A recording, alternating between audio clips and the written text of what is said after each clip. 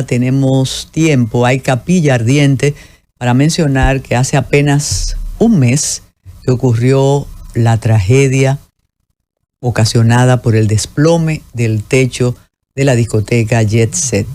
Un mes, un día como hoy, estábamos comenzando a contar muertos, sorprendiéndonos de las personas que estaban allá adentro y que nunca más van a estar con nosotros. También una cantidad enorme de heridos, esa cantidad ya contabilizada de huérfanos de padre y madre, de padre, de madre. Un real desastre ocurrió ese fatídico día 8 de abril. Llama la atención esta vez que en algunos oficios religiosos, sacerdotes que han estado de suyo muy callados en estas épocas, en estos momentos, se han pronunciado pidiendo que algo hagan, que se esclarezca qué ocurrió, cómo puede ser que se desplome un techo, que mate a tantas personas, que hiera a otras tantas, y finalmente apostemos a que ya eso pasó y ya tenemos que apostar a sigue adelante. Ese sigue adelante que quien perdió un familiar ahí posiblemente le sea muy difícil continuar. A propósito de continuar, sigue el velatorio de los restos de nuestro queridísimo Roberto Rodríguez Marchena en la funeraria Blandino, ocasión que ha permitido muchos encuentros entrañables de personas que hace tiempo no se veían, y qué lástima que se vean en esos momentos tan tristes y tan desconsoladores. Tenemos una información que no es agradable. ¿Qué está pasando en el Aeropuerto Internacional Las Américas? Hoy el periódico Listín Diario trae en primera página que nada más y nada menos que el sistema de aterrizaje sencillamente no funciona.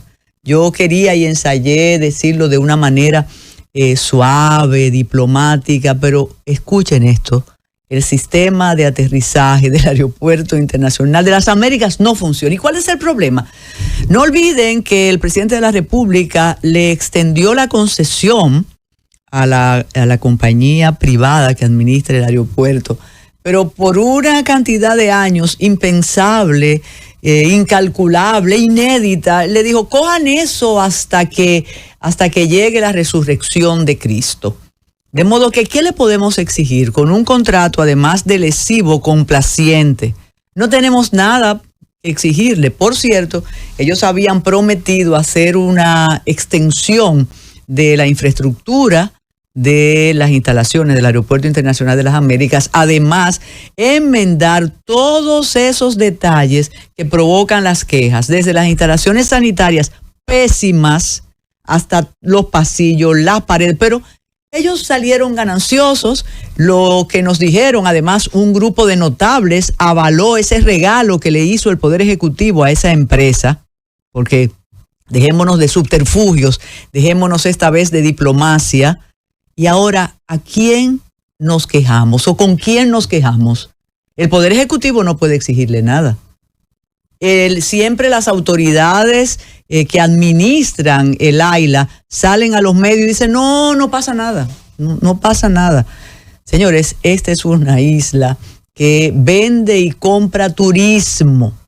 Y si tenemos ese inconveniente que en cualquier otra terminal del planeta fuera una situación de emergencia, de peligro, nosotros no nos podemos dar ese lujo por cualquier incidente que ojalá nunca ocurra en la terminal. De modo que, lanzando el grito al éter, sabiendo que posiblemente no tenga ningún eco, reiteramos que conforme a una información que aparece en el matutino Listín Diario, el sistema de aterrizaje del Aeropuerto Internacional de las Américas no funciona, con todo el riesgo que entraña esa situación. Y habemos papam. Cuando hablamos y lamentamos la muerte del Papa Franciscus, invitamos a un vaticanista, a una persona que tiene una presencia frecuente aquí en Esperando el Gobierno, embajador, investigador, que son muchos los cargos suyos, que por cierto me entrega, amigo, eso es mejor, me entrega su más reciente obra, El cuerpo consular y su presencia en la República Dominicana. Pues le dijimos al amigo Miguel Reyes Sánchez, cuando elijan al nuevo Papa, lo queremos aquí. Hicimos la diligencia apresurada porque hace apenas una hora. Una hora. Y le dijimos, embajador, usted tiene que ir allá a hablar de la fumata blanca. Y él dijo, no, pero yo estoy cerca de la emisora y mucho mejor. De modo que tenemos al Papa León XIV. Pero hay una serie de detalles de este Papa. Además, yo le confieso y comparto ahí esos entusiasmos que primero tú te pones muy radical y muy escéptica. Dice, no, hombre, eso es un espectáculo. Eso no. Pero la verdad que cuando salió al balcón y habló en español, sí. Definitivamente que es una especie, yo no sé si de chauvinismo, pero te llega. Y también me encantó que habló de diálogo, habló de unión y construir puentes. Así que por ahí va el asunto, pero no le vamos a robar el comentario fresquecito a don Miguel Reyes Sánchez. Y un detalle que a mí me llama la atención, y no sé si Miguel quiera meterse por esos rincones. ¿Qué dirá Donald Trump de esto? No diga nada. ¿Qué dirá esto? No sé si es bueno, mejor o todo lo anterior o nada de lo anterior, pero esperemos la reacción del presidente Donald Trump, porque ahora hay un papa que es estadounidense. Con una mezcla. De latina. Eso es magnífico. Y francesa también. Y estuvo mucho tiempo en Perú. Exactamente. Fue muy emocionante cuando él se dirigió a su grey peruana. Así es. Miguel, ¿cómo vio el procedimiento? Tenía incertidumbre porque fueron 2 fumatas negras. Sí. Y, bueno, aunque esta fue una de las elecciones papales más rápidas. En la tercera reunión del cónclave fue escogido Robert Francis Prevost Martínez, con un segundo apellido en español, producto de su madre. Este es el nuevo Papa, que es León XIV, joven, apenas con 2 años en el colegio cardenalicio, uno de los más jóvenes dentro del colegio cardenalicio. Y precisamente a él se le dieron esa votación porque representaba el relevo de lo que la iglesia necesita en este momento. Te interrumpo, Miguel. No era de los que estaban sonando. No, para nada. Era una persona de muy bajo perfil, aunque estaba en el Vaticano desde hace tiempo. Él trabajaba en el Vaticano, incluso estaba encargado de todo lo que era las designaciones de los cardenales. Tenía contacto con los 5 continentes, automáticamente con todos los cardenales. Por eso era muy conocido entre ellos, aunque no conocido hacia el público. Pero también estaba encargado de la Comisión de América Latina dentro del Vaticano. Eso se parece, porque dejemos por un momento lo divino. Eso se parece cuando hay elecciones en los partidos políticos, en las organizaciones y movimientos que te dicen, bueno, Miguel Reyes Sánchez es muy conocido afuera, pero no tiene vida adentro. No tiene vida adentro, exactamente. Y fulanito es sí conocido adentro, aunque no tenga vida esperando afuera, el gobierno. Exactamente. Y el amarre adentro es muy importante. Es el más importante. Definitivamente. Es el más importante, definitivamente. Y oiga la particularidad, todos estos cardenales que tenían mucho tiempo, la mayoría de ellos mayores que él, el jovencito que tenía, que no es tan jovencito, son 69 años, pero el jovencito que tenía apenas 2 años en el colegio cardenalicio, es uno de los últimos que entró al colegio cardenalicio, pero tenía las condiciones para poder hacer avanzar la iglesia. Era como yo le decía en una ocasión, el nuevo Papa tiene que hacer podcast. El nuevo Papa tiene que hacer TikTok si es necesario, pero el mensaje a los feligreses debe llevarle por todas las vías. No es el mundo de hace 30 años, 20 años, es un mundo nuevo, un mundo que requiere una nueva forma para poder avanzar y tratar de que los feligreses vayan a la Iglesia Católica. Que eso es una tarea muy desafiante. Sumamente desafiante. Pero vamos al cónclave, sí. Miguel. Es difícil saber cómo ocurrió la decisión o los manejos ahí adentro. Sí. Posiblemente dentro de un tiempo un cardenal se retire y explique, como ya se han explicado de otros cónclaves. Diciendo, no queríamos que... Bueno, a Bergoglio le pasó en una ocasión. Sí, lógico. No querían que ganara Bergoglio y ganó Ratzinger. Pero ya Bergoglio se quedó en la pista. Quedaba en la pista, exactamente. Entonces, lo que usted explicaba la vez pasada, son papeletas que a mí se me ocurre. Es decir, en el cónclave nadie dice antes por quién va a votar ni por quién. Hay grupos de cardenales que se reúnen y tienen más o menos quién es su candidato. Yo me imagino que muchos de las personas que estaban alrededor del Papa Francisco, de los cardenales que estaban alrededor del Papa Francisco en el Vaticano, ya sabían de este personaje y tenían, parece, una especie de línea, porque oye la forma estratégica donde Francisco lo puso, que tuviera contacto con todos los cardenales de los 5 continentes. Cada vez que se iba a hacer un cardenal, el que preparaba el expediente era él.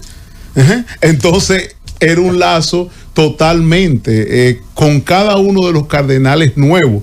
Y solamente Francisco nombró 80 de los cardenales que estaban.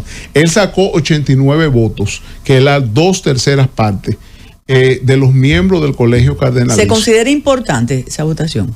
Bueno, es importante. Fue una mayoría absoluta, no fue una mayoría simple. Fue una mayoría absoluta. 89 votos es las 2/3 partes exactamente. Bueno, pues importante. Sí, sumamente importante. Mire, el argumento, y ayer leíamos un trabajo de Nelson Espinal Báez, estupendo, de que aludía a que la mayoría de los cardenales habían sido designados por el Papa Francisco. Exacto. Tú podías decir, utilizando el mismo baremo político de la política Mondilironda, bueno, esos son fieles a los postulados de Francisco, pero también podías decirlo de otra manera. Me postulas, me designas, pero después yo tengo cabeza propia. Sin embargo, parece que aquí funcionó la adscripción al credo de Francisco, ¿no? Exacto. Y es un papa más tradicional que Francisco, no obstante ser mucho más joven. Incluso cuando sale al balcón, la imagen que sale es la de los papas tradicionales. Francisco rompió con eso cuando se quedó con su sotana blanca. En este caso no, él usó toda la indumentaria de los papas anteriores. Entonces ya ahí tenemos un primer paso de diferenciación. Recuerde aquel trabajo magnífico hace 2 semanas. Algunos quieren que el Vaticano vaya a la Catedral de Santa Marta y no que desde la Catedral de Santa Marta se vaya al Vaticano. Porque Francisco se quedó en la Catedral de Santa Marta y eso es muy simbólico. Sí, Francisco se quedó en la residencia de Santa Marta. Es de Santa Marta. Exactamente, que es una residencia para los cardenales que visitan el Vaticano. Él no quiso ir a las habitaciones del Palacio Apostólico. Él no quiso ir. Sí. Automáticamente ya ha asumido todo el Vaticano como han hecho los papas anteriores. Ahí hay otra diferencia. Una diferencia, eso es así. Que sin especular mucho, Miguel, no es que vuelva todo lo anterior, porque Francisco dejó unas señales muy claras, una impronta, aunque tenía dificultades adentro de la misma iglesia. No, lógico, y tenía oposiciones graves. Hubo un rumor horrible con la presencia de aquel muy mal visto cardenal de Perú, que estuvo rondando por la basílica y demás, y decían esto no puede ser, entonces tenemos que esperar los próximos discursos, homilías del Papa para ver la línea que va a llevar de pensamiento. Exacto. Algunos dicen que bastaría examinar su desempeño en las diócesis, arquidiócesis, para saber por dónde va el hombre. Exacto. El señor vivió su santidad. Sí, ya. Para que no le pase lo que le pasó a uno. Sí, que le pasó a un dominicano. Sí. León XIV vivió 40 años en Perú. Es decir, es un peruano. Exacto. Un peruano realmente, un latinoamericano es lo que tenemos de papa precisamente. Y aquí un segundo latinoamericano. Casi al mismo tiempo que usted lo dice, que por eso él se dirigió a su grey peruana. A su grey peruana y latinoamericana, porque el presidente era de la Comisión para América Latina de la Iglesia Católica. Quiere decir que eso es una señal de los cardenales a esta región. No necesariamente, lo que pasa es que se dio la condición de que además de ser lo eficiente y ejecutivo que fue en las funciones que desempeñó en el Vaticano, tenía la condición de que era prácticamente un latinoamericano, un peruano. Solamente nació en Estados Unidos con padre francés, madre peruana, y vivió prácticamente toda su vida en Perú. Embajador, hay un detalle delicado. Sí, cómo no. Y es que de alguna manera el catolicismo ha perdido fieles. Sí, muchos. Exacto, no vamos a adorar la píldora. Así es. Y que una de las misiones, y eso te lo dicen algunos que no quisieran perder el cetro de la religión católica en el planeta, que ese es el desafío, pero ¿cómo lo pueden hacer? ¿Conserva todavía esta región del mundo esa adscripción al catolicismo? Recuerde que cuando hablaban del filipino decían, no tienen que hacer nada en Filipinas, que en Filipinas no hay católicos. No, ¿Cómo usted valora eso? Bueno, América Latina es uno de los continentes más religiosos. Y la religión católica, por el mismo descubrimiento de América y la evangelización del Nuevo Mundo, tiene un impacto de arraigo. Ese impacto de arraigo lo que significa es que en nuestras culturas, en nuestra cultura latinoamericana de cada uno de nuestros países que tuvimos la ligación con España, se mantiene en un cierto grado de apego mayoritario, como iglesia mayoritaria, a la Iglesia Católica. Por esa razón, la mayoría de los países de América Latina ha realizado concordatos. Esos concordatos, incluyendo la República Dominicana, que lo realizó en 1954, esos concordatos permiten que los gobiernos de las naciones latinoamericanas mantengan, en primer término, la Iglesia Católica. Es la que le da los templos, es la que le da una subvención.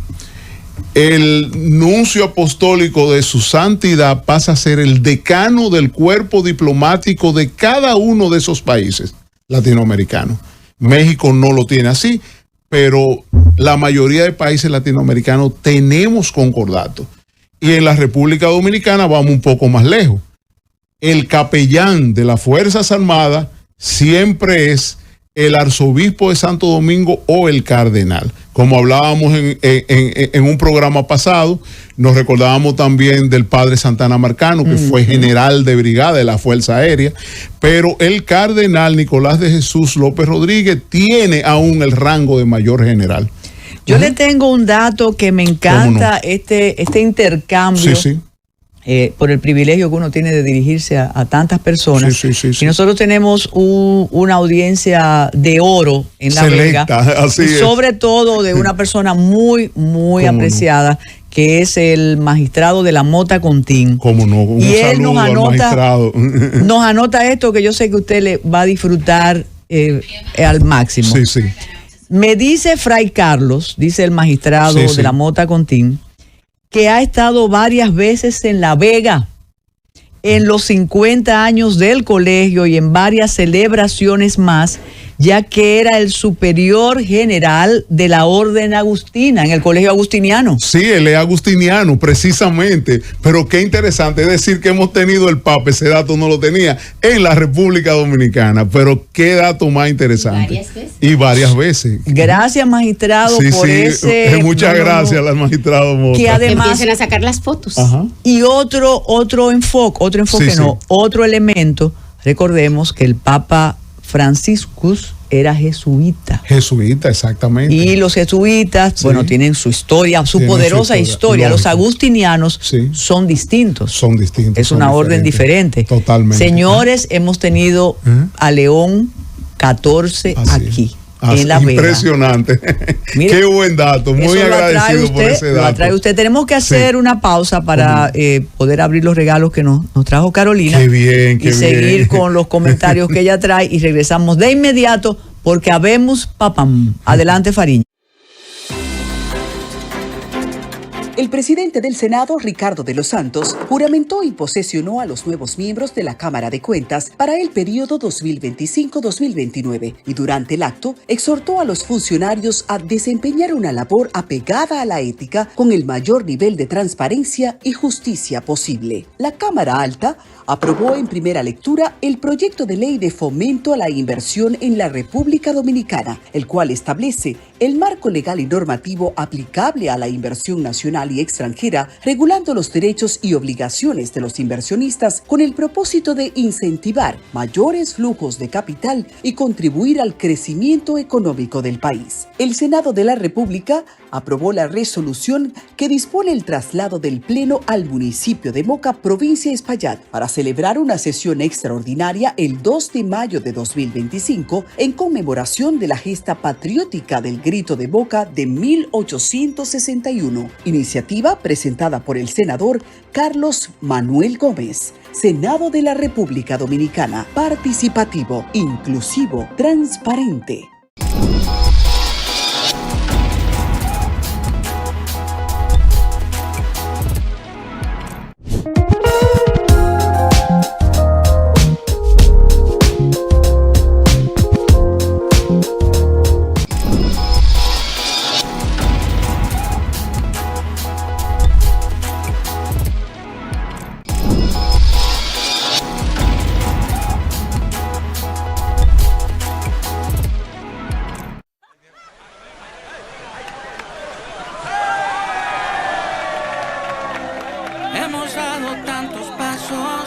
Carolina dice que ella siguió todo lo del papam en medio del tránsito y que aún así siguió el asunto. Sí, diga. Y de hecho nos alegra esa información interesante de que hemos tenido la presencia del nuevo Papa en República Dominicana varias veces.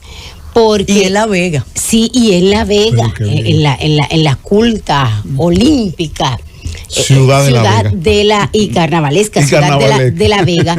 Porque realmente República Dominicana está un poco desamparada y capa caída con relación a ese tema.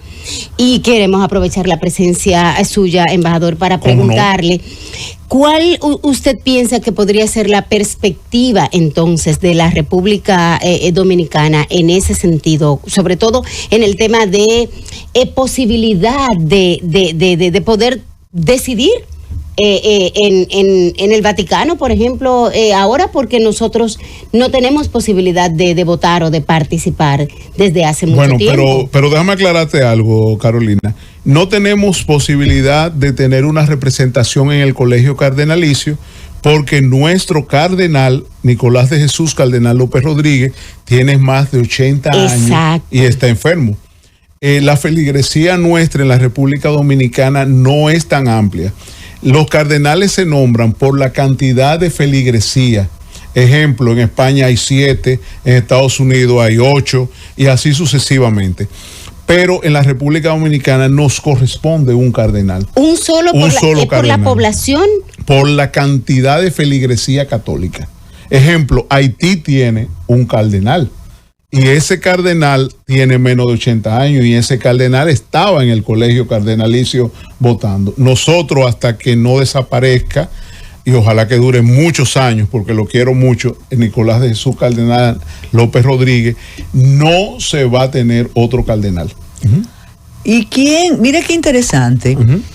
Por cierto, el embajador lo dijo, pero sí, lo subrayamos, él tiene la nacionalidad peruana. Tiene la nacionalidad peruana. Sí, él es estadounidense. Sí. Perú le concedió la nacionalidad. Y posiblemente tenga algo que nacionalidad francesa también, porque su padre pudiera tenerla. Es Prevost. Pero ya a partir de ahora, como pasa con la realeza, ya será León. Príncipe de la iglesia, exactamente. Claro. Entonces, eso es importante. Lo conversábamos en una ocasión anterior, pero cuando no tengamos cardenal, ¿cómo se elige el cardenal? ¿Es desde allá? No, es desde allá, una designación papal, estrictamente. El que es hoy papa se encargaba de preparar los expedientes para los que iban a ser cardenales. ¿Y cómo se postula entonces? No, ellos tienen sus listados de cada país. Su labor de inteligencia, para que Carolina entienda. De quiénes son los posibles cardenales en cada uno de esas naciones. ¿Y tiene que tener algún rango el sacerdote para subir a cardenal o puede ser? En la República Dominicana siempre ha sido el arzobispo de Santo Domingo el cardenal cuando se nombra. Cuando el Papa elige un cardenal, ha coincidido que sea el arzobispo de Santo Domingo, pero eso no lo limita.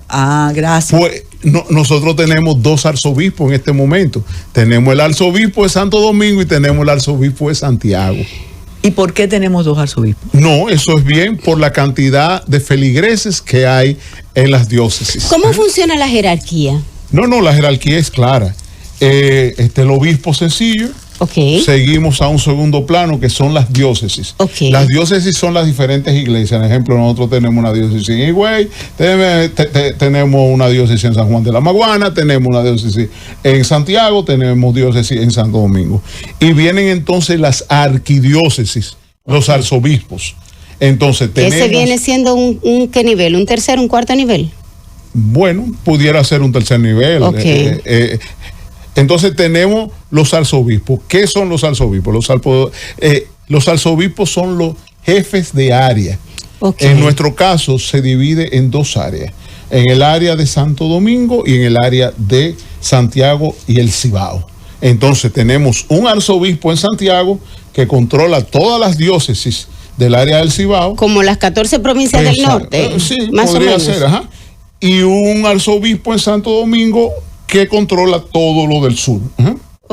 Prácticamente. Usted, para entenderlo, sus jerarquías policiales y militares. Lo mismo, prácticamente. Y ellos tienen jerarquía, usted sabe que son correspondientes con las jerarquías militares. Yo se lo dije a la magistrada. Porque ellos van ascendiendo igual también militar. No, y Nicolás de Jesús López Rodríguez se lo decía hace un momento a la doctora, que es mayor general. Es mayor general, por supuesto. Mayor general. Mira, muchas personas, yo digo, señores, es que el embajador viene en momentos puntuales, pero que se acercan cada vez más y dice, no había tenido oportunidad de verlo, pues él está aquí. Son muchas preguntas interesantes, todas. Me ha tranquilizado el asunto de que puede decidirse entre 2 cardenales. Pero antes de proseguir, y de nuevo gracias al magistrado de la Mota, yo tengo frente a mí una joya, que es el cuerpo consular y su presencia en la República Dominicana. Gracias. La tentación fue tal que hube de abrir el asunto y veo ahí que tiene un auspicio del Banco de Reservas y del cuerpo consular. El cuerpo consular fue que lo mandó a hacer como entidad por su 70 aniversario, y el Banco de Reserva fue el que dio el patrocinio para poder hacer ese libro. Y veo la mano Saleme ahí, que hay una... No, a Lourdes Periche, que está ahí, exactamente. Una diagramación exquisita. De Lourdes a Lourdes, pero una cosa... No, las 2 son maravillosas. Entonces, la casualidad hizo que abriera y me encontrara con una persona muy querida, don Keiko Rainieri. Don Keiko fue el primer decano del cuerpo consular. Y no solamente eso, lo significativo de su accionar salvó tantas vidas ese señor con su indumentaria de cónsul. Claro. Él lo cubría con sus privilegios y decía, no, te vas para mi casa. Y lo guardaba en su casa la persona para que no lo mataran. Entonces se me ocurre a la casualidad mostrarme una persona de verdad muy querida, parte de la familiaridad. Del día a día. ¿Cuál es la categoría de los vicecónsules adscritos, por ejemplo, en las provincias? En Puerto Plata estaba el vicecónsul de Dinamarca. Otra persona también muy querida, y tú veías en su negocio esa placa de bronce que decía Luis José Dubús, vicecónsul de Dinamarca. Mire, ¿cómo se da déjeme explicarle algo para que ustedes tengan un poco de lo que es la jerarquía consular. Un taller de... Sí, estamos de taller en taller. Bueno, existen cónsules generales, cónsules sin el general, cónsules honorarios y los vicecónsules. ¿Qué sucede? El cónsul general y los cónsules son normalmente designados personajes del país que designa. Es decir, España tiene un cónsul general que es el señor Jorge Cabezas. Ese es un español que está designado en República Dominicana para ejercer las funciones consulares. Pero la mayoría de los países del mundo lo que hacen en este momento es que buscan cónsules honorarios, es decir, personalidades en el país donde van a designar que puedan representarlo a ellos. Nosotros tenemos muchos dominicanos importantes, empresarios importantes, abogados, académicos, figuras notables que son designadas como cónsules honorarios de un país determinado. Esos cónsules honorarios de un país determinado, ejemplo, nosotros tenemos a Fernando González Nicolás, que fue decano del cuerpo consular hace poco.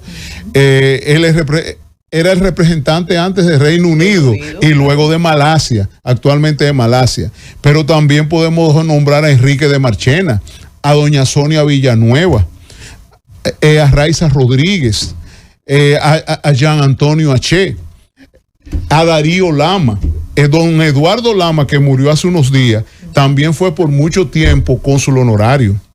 Y así sucesivamente encontramos a personalidades dominicanas que no cobran por eso, sino que ejercen las funciones en nombre de ese país y ponen sus empresas, ponen su compañía de cualquier rango que tengan, y ponen incluso su bufete de abogado y todo eso como una especie de consulado de ese país. Por ejemplo, Norman de Castro, el hijo de Norman de Castro, que es abogado. Norman tiene su bufete, su placa, cónsul de Sudáfrica.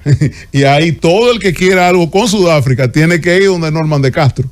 Es interesantísimo. Pero me llama la atención en una provincia. No, en las provincias hay, ejemplo, nosotros tenemos al comunicador Fernando Placeres como cónsul de Chile en Punta Cana. Por ejemplo. Porque el caso que les comento es hace, No, toda la vida. Yo lo sé. Plata, así, en Puerto Plata.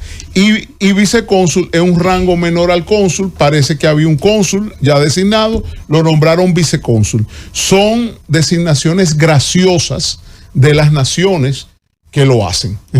Y tienen categoría consular, realmente. Sí, aquí se le da la categoría. Aquí hay un cuerpo consular. Se le da la categoría y Cancillería los reconoce como tales. Le permite utilización de placa y le permite una serie de privilegios como si fueran de esa nación que estuvieran acá. Y ayuda, por ejemplo, para facilitar gestiones, por ejemplo. Son básicos, porque mira, hay gestiones de salud, hay gestiones deportivas, hay relaciones consulares que a través de esos cónsules se hacen posibles. Por ejemplo, yo le voy a dar un caso, Sonia Villanueva. Sonia Villanueva es la cónsul honoraria de Mónaco y esa señora ha aportado incluso hasta de su dinero personal para resolver situaciones de salud de mucha gente. Y todo lo que hacen, ejemplo, las copas de golf y todo eso es para recaudar fondos y donarlo a instituciones sin fines de lucro, a a hospitales, a resolver situaciones de salud de muchas personas. Y yo sé, por ejemplo, en el caso de República Dominicana, en lugares donde no hay consulados dominicanos, hay oficinas, por ejemplo, así de vicecónsules honorarios. Nosotros tenemos muchos cónsules honorarios fuera que también. los dominicanos que están en esa demarcación, entonces van y hacen su gestión y esa persona, una representación. Recopila, por ejemplo, esas solicitudes y cada 15 días la envía entonces al consulado general, donde hace la gestión y vuelve y se la devuelve. Y esa persona y, resuelve y la reciben en su casa, por ejemplo. Pues entonces ahí está la respuesta para un oyente que dice, porque lo que hablábamos era de aquí, los que residen aquí y representan otros estados. Pero también se puede dar el caso de un nacional dominicano, hombre, que esté en Tanzania y que sea cónsul honorario. No, ahí sería cónsul general si lo mandamos nosotros. Si lo designamos nosotros a un dominicano, tiene que ser cónsul general o cónsul o vicecónsul. Los cónsules honorarios son de la nación donde está representado el país. Ejemplo, un señor de Tanzania puede ser cónsul honorario de la República Dominicana. Después le voy a dar unas señales del caso en específico que le menciono, porque se trataba de un francés. Ok, puede ser. Pero que ya estaba si tenía la nacionalidad de Tanzania. No, del de Puerto Plata. Pero ya pero era dominicano. Él ya estaba establecido en Puerto Plata. Sí. Y entonces tenía doble nacionalidad, la francesa y la dominicana. Necesariamente. De aquella época, hace 70, 80 años. Necesariamente. O seguro ya estaba establecido en Puerto Plata y entonces daba el servicio. Exacto. Por ahí anda la cosa. No, y en zonas turísticas, imagínate. No es necesario. Míralo en Punta Cana, de placeres, exactamente. ¿Y este libro dónde se puede...? No, ese libro... es de colección, Sí, de colección, es un coffee table, es una belleza el libro, valga la humildad, la falta de humildad, mejor dicho. Pero realmente ese libro solamente lo va a distribuir el cuerpo consular de la República Dominicana. Pueden llamar a don Fernando González Nicolás, muy querido, que él se encarga de decirle por dónde andan. Continuamos con el Papa, y yo me imagino con León XIV, que en la medida ya que pase la euforia, porque eso fue una euforia que hubo ahí, un momento de emoción. Impresionante. Iremos conociendo más detalles y algo que es importante como diplomacia ya. Pero ahora nos apuntan, como usted dijo, que era el jefe de los obispos del mundo. Exacto, prácticamente. Ahí estaba su fuerte. Y experto en Latinoamérica. Exacto, el presidente de la Comisión Latinoamericana. O sea que ahí hay un detalle, pero ¿cómo se informa ahora desde el Vaticano que tenemos un nuevo Papa? ¿Nos informan a todos los estados? ¿Se hace...? No, el proceso es público. Bueno, cuando está en la Capilla Sixtina, vámonos a los pasos. Se elige el Papa. Inmediatamente se elige el Papa, se le pide que elija un nombre. Como él se va a llamar, a partir de ese momento. Él elige su nombre, León XIV. Entonces lo pasan a una sala que se llama Sala de las Lágrimas. Esa sala está al lado de la Capilla Sixtina. En esa sala se visten los papas antes de salir al balcón. Su primera vestimenta. Ahí hay un sastre encargado de cogerle para poner a su medida. Ahí están las sandalias del pescador. Ahí está la sandalia del pescador. Y normalmente le pusieron la Sala de las Lágrimas porque todos los elegidos como papa lloran cuando llegan a esa sala. Se emocionan y rezan mucho, pidiéndole a Dios que le dé la luz necesaria para poder dirigir la Iglesia Católica desde ese lugar. Entonces, inmediatamente se pasa a donde el protodiácono. El protodiácono es la persona que sale al balcón, que le tocó a Dominique Manberti en este momento, anunciarle al mundo y a todo lo que estaba en la Plaza San Pedro, habemos Papa. Inmediatamente hace ese anuncio, menciona el nombre escogido por el Papa y le da paso a que salga a saludar las multitudes. En este momento, con ese simple hecho, ya están informadas todas las naciones del mundo y el mundo completo. O sea, no necesito un memorándum con el sello. No necesitan una credencial. Exacta, no, para nada. El término es ese, credencial. Sí, así es. Carolina, ya a partir de ese momento todo el mundo lo sabe. Y con eso se cumple entonces la comunicación en las dos vías, religiosa y también la comunicación estatal, porque Santa Sede ¿qué viene ahora? Pero sí, muy bien, excelente. ¿Qué viene ahora? La invitación formal del Vaticano a todos los jefes de Estado del mundo para que asistan a la ascensión de León XIV. Todavía no la han puesto como la toma de posesión. Dice así como los jefes de Estado. Porque ahora viene una toma de gobierno. Exactamente. Ellos todavía no han puesto la fecha, me imagino la pondrán próximamente, 15 días, algo así. E inmediatamente él asume y saluda a todos los jefes de Estado, tal y como se hace en nuestras juramentaciones. Porque es que son dos cosas. Está la parte religiosa, y está la parte gubernamental. Gubernamental, es un Estado. Entonces nos queda ese espectáculo con Donald Trump celebrando que tiene un papa. Otra cosa, ¿con cuántos estados todavía mantiene relación como con nosotros, por ejemplo, que tiene un concordato? No, son dos cosas diferentes, no me confundas gimnasia con magnesia. No, lo que quiero, porque no con todos los estados tiene concordato. No, con muy pocos en este momento. Por eso estamos hablando de unos 25 estados con concordato. La mayoría latinoamericanos. Por eso la mayoría latinoamericanos. Pero la relación de la iglesia con los estados se mantiene. Igual. No obstante no tenga concordato. Por supuesto, por supuesto. Tiene relaciones con más de 146 naciones. Creo que 148 o 150. Sí, porque es un estado miembro del sistema de Naciones Unidas como cualquier otro. ¿Cuál es la diferencia del concordato? Para que tú tengas claro. Una relación bilateral aparte. Es una relación bilateral, pero que tiene incidencia internacional. Claro. Privilegios y beneficios. Sí, cuando hay concordato, el nuncio apostólico es el decano del cuerpo consular. Claro. No importa que llegara ayer y hubiese un embajador de 30 años. Sin embargo, en los países en que no hay concordato, el nuncio se pone en el lugar que le corresponda. Si hay 17 embajadores delante de él, él es el 18. Ajá. ¿Y por qué ese privilegio? Porque eso fue un acuerdo, exactamente. Y la iglesia exigía en ese momento dos cosas, en el momento de hacer los concordatos: que fuera mantenida la iglesia por el Estado que firmaba el concordato. Económicamente, y así es. Y lo segundo, que tuviera esos privilegios que le daba en cuanto a cuerpo diplomático y capellán de las Fuerzas Armadas. Que casualmente ayer... Entonces son tres. Son dos, porque son los privilegios, pero si tú lo ves así, no son tres, son más. Son muchos otros. Que ayer se cumplió un aniversario de un acontecimiento que el embajador sabe por esa columna que él tiene, que esperamos siempre con interés para leer, de aquel movimiento de un grupo de jóvenes designados por Trujillo como diputados. Entre ellos estaba, como muy jóvenes, Euclides Gutiérrez Félix, Marino Vinicio Castillo, Manolín Jiménez, Goyito García Castro. Y la misión de esos jóvenes, porque era el momento peor de las relaciones de Trujillo con la iglesia, era, además de entrar a los templos, llenarlo de personas indeseables para mortificar a los sacerdotes. Sobre todo a Monseñor Reilly. Exacto. Además de eso, denunciar el concordato. Así mismo.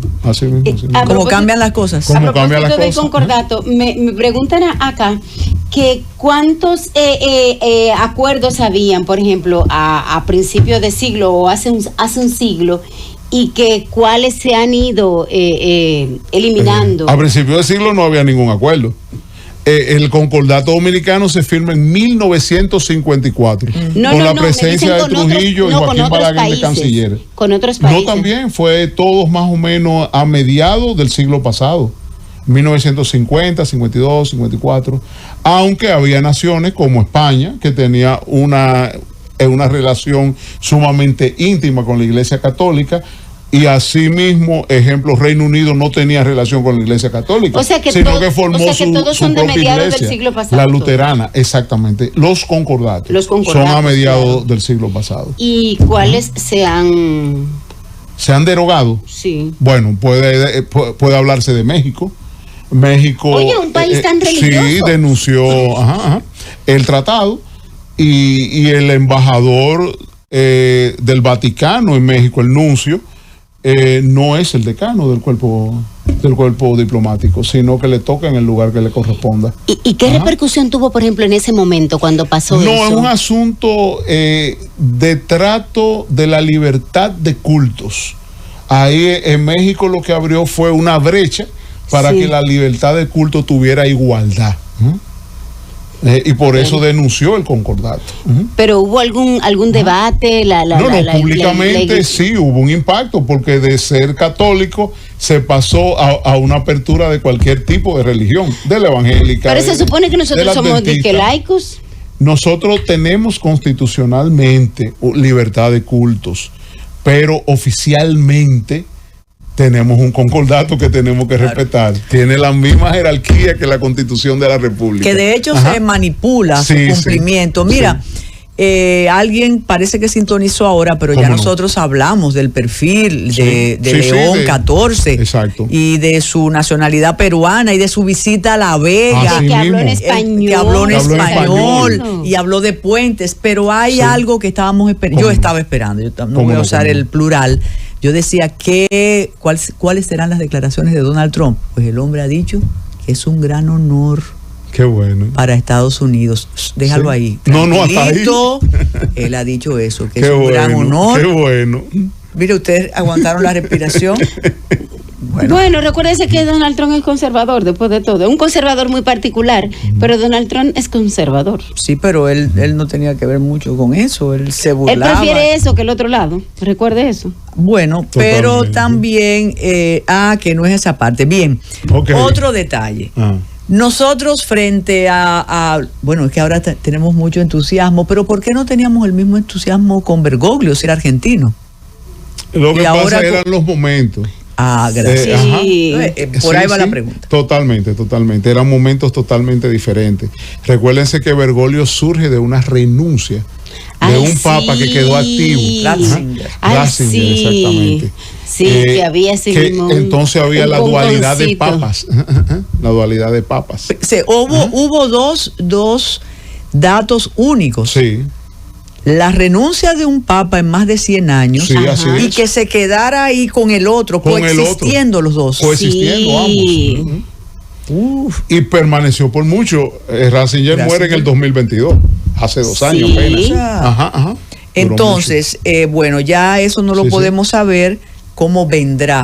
Bueno, déjenme decirle algo. El Papa León XIV es de los que entiende que la iglesia debe ser sinodal, igual que Francisco.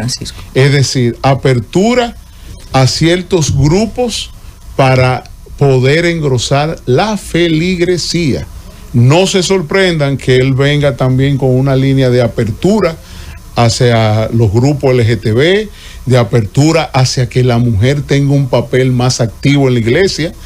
Y yo estoy bien claro de que viene una apertura en cuanto a redes, en cuanto a presencia del Papa permanentemente en redes, dando mensajes religiosos y tratando de concebir puentes, como él mismo dijo. Ya él estableció puentes.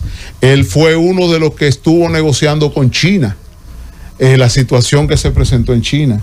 Y él es uno de los que más ha abogado por una paz entre Israel y la autoridad palestina y los palestinos. Incluso, si no tengo mala memoria. Sin mala memoria, él estuvo en Gaza. Es un papa muy especial. Pero muy, si muy es especial. Antisistema, podría preocuparme. No te creas, no. Es una cuestión de tratar de traer a más feligreses a la iglesia. Es que eso debe ser una misión urgente en la Iglesia Católica. Porque lo necesitan en este momento. Y cuando usted menciona las redes, algo que respeto absolutamente, pero el catolicismo tiene una crisis tal que más que redes por ahora son los puentes que la han mencionado. Sí, los puentes. Volver a llegar a los jóvenes, a los adultos que se fueron. Llegar. Que se apartaron. Y yo le voy a decir algo, cualquier tipo de institución académica, religiosa, cultural, deportiva, debe tratar de no quedarse en el ostracismo, de que nada, todo pasa y no se hace nada. No. Necesita personas que le sirvan precisamente para captar, para llevar ese mensaje de esa institución a los demás, para llevar ese mensaje de esa institución específica a la sociedad que les requiere un cambio de mentalidad. Mira, lo ha dicho con mucha firmeza. Sí. Teresina, aunque te sorprenda, Donald Trump dijo, es un gran honor para Estados Unidos. Qué bien. Mira, aunque ya vamos en este curso vaticanista, tenemos buenas notas. Claro. Están sacando 98, 99, sí. bueno. Vamos bien con eso, pero había un tema para usted, pero mañana está combinada, que es no, lo del estoy sistema. Pensando, ¿qué tiempo hará que no tenía Estados Unidos entonces un papa gringo? Es la primera vez. Sí, porque yo estaba haciendo memoria que no tenía un gringo. En no, 267 papas es la primera vez. Pues tiene que ser un gran honor. Sí. Ocurre ustedes no se han dado en este taller, como si no tuviéramos tanto público. ¿Cómo no? Señores, ocurre, y el Papa, para respetar, León XIV, tiene una mezcla. ¿Y francés? Latino y americano. Es lo que todo digo. Un poco. Por eso, y francés, sí habíamos tenido francés. Francés en los siglos pasados, pero sí, no. 1 o 2. Porque entonces ahora él va a decir como el apóstol Pablo, soy tan latino como el latino, soy tan francés como el francés, soy tan gringo como el gringo. Eso no está en la Biblia, gringo no se dice. ¿no? Ninguno de los tres es más latino que todo. Exacto. Sí, porque el francés también es 40 latino. años. Pregunta un oyente pertinente. Debimos haber abierto las líneas, porque ¿por qué México tiene 2 cardenales? Por la feligresía mexicana es más grande. Por la población. Por la población. Entonces, votó dos católicos. No es la población. No es la general, población. Son los feligreses católicos. Sí, pero yo creo que eso tiene que ver con la población. No necesariamente la población puede ser adventista. No, yo digo pero hay una cantidad. Como tienen mucha gente, pueden tener mucho. Porque nosotros, aunque tengamos el 100% de la población dominicana, no tenemos la cantidad para tener 2 cardenales. Sí, no vamos acuerdo. a llegar. Señores, Carolina, que es ciberseguridad. Aquí tenemos la foto del Papa en el Colegio Agustiniano de La Vega. Wow, pero qué interesante. Qué bien. Dije que iban a empezar a sacar las y fotos. hay otra foto, gracias, magistrado. Hay otra foto del sacerdote, cuando era sacerdote, comiendo ceviche y con un Inca Cola.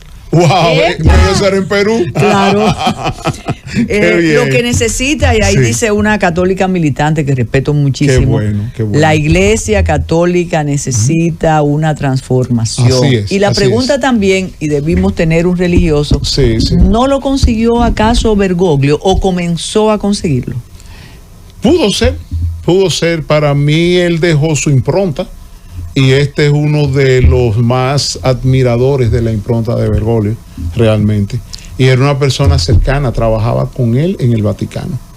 Entonces Bergoglio debe estar satisfecho. Muy contento allá arriba. Pero hay tanta conciencia con relación a eso de la necesidad de transformación en la iglesia, que bueno, hay un jovencito, yo le compartí a usted por WhatsApp la información del colegio Calasanz, un niño de 16 años que escribió un ensayo, con relación a ese tema, y se ganó una beca en UNIVE con todo, y su ensayo fue que, en su opinión, la Iglesia Católica necesita una transformación.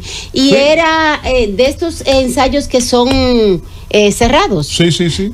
Y cuando lo leyeron, la profesora se derramó en lágrimas, porque ella sí sabía quién era que lo había escrito. El niño con ese ensayo, un niño de 17 años, hizo una crítica constructiva a la iglesia, que mereció la beca para estudiar lo que él quiera. Y bueno, hablamos con la madre para que un día de estos venga aquí a contarnos. Para que venga aquí a contarnos su experiencia, cómo él llegó a esa reflexión. Miguel Reyes Sánchez, lo prometido es deuda. Y usted cumplió, porque lo combinamos. Cuando la fumata blanca se esparciera por el infinito, usted tenía que venir a comentarlo. Tiene otro pendiente que es cuando se dé aquella invitación y asistencia de los jefes de Estado para ver ya la parte política y protocolar. Protocolar. Tiene que contarnos. Exactamente. ¿Qué se puede poner, qué no se puede vestir, cómo hay que comportarse? Eso es importante. También usted habló de los votos que hacen los papas, que a mí me sorprendió que Bergoglio hizo voto de pobreza, porque de castidad está implícito. No, implícito, ajá. Todavía no sabemos. Ajá. Oye, bienvenida Carolina. Entonces, esa invitación está pendiente. Y Carolina Ramírez tiene de tarea mañana un tema de seguridad impresionante, pero a nosotros nos cuida la Virgen de la Altagracia, la de las Mercedes y la buena aura del presidente, porque nosotros tenemos el sistema de aterrizaje del AILA fuera de operaciones. Gracias a Dios que ya yo vine. Usted vino, exacto. Y fue al baño. O pasó, espérese. Del aeropuerto. Sí, recuérdese que yo descubrí que en mis tarjetas, escribiendo el libro. No, pero usted estaba en VIP, porque las quejas. Sí, descubrí que en mis tarjetas de crédito que la mayoría de nosotros tenemos disponible los salones VIP. Sí, gratuitamente. Totalmente gratis, no lo sabíamos. Lo que pasa, por despistados. Lo que pasa es que después de ese contrato de un siglo que tenemos con siglo XXI, sí, con siglo XXI. ¿Con quién nos quejamos de todos los problemas del aeropuerto? ¿Eso es tierra de nadie? Gracias, Miguel, de verdad que sí, el equipo del gobierno de la tarde está disfrutando de esta participación suya. Nosotros, hasta mañana, y recuerden que hoy se cumple un mes de la tragedia que se llevó la vida de 233 personas. 34 personas y de centenares de heridos. Ojalá que eso no se quede, no pasó nada en la República Dominicana. Hasta mañana. Bueno, gracias.